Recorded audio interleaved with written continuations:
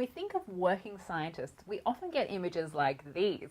Crazy people who always wear a lab coat and who prefer laboratories to people. But in reality, scientists do so much more than just hang out in labs. Careers in a subsection of science, like genetics, can take you all around the world.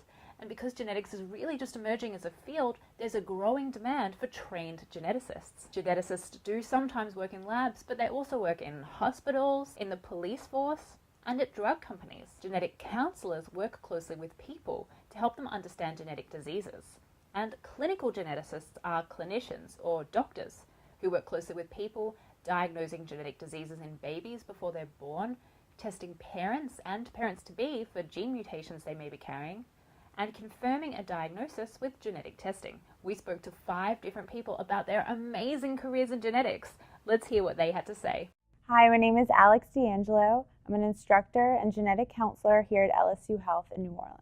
In high school, I was probably on the nerdier side. I was very consumed with making sure my homework was done on time.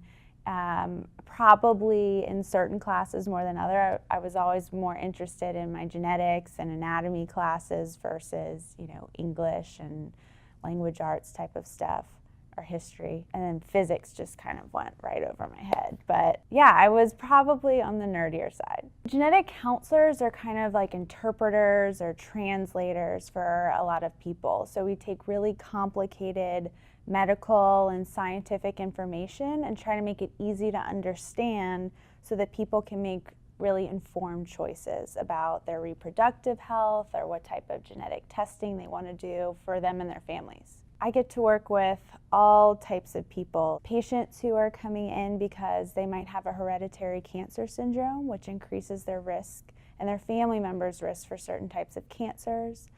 Same with cardiovascular conditions and neurology conditions. Patients can either have a personal history of cancer or cardiovascular disease themselves, or maybe they have a really strong family history, and one of the two prompted their doctor to refer them for genetic counseling so they could get appropriate testing. After working in a genetics lab, I found that it wasn't completely satisfying for me.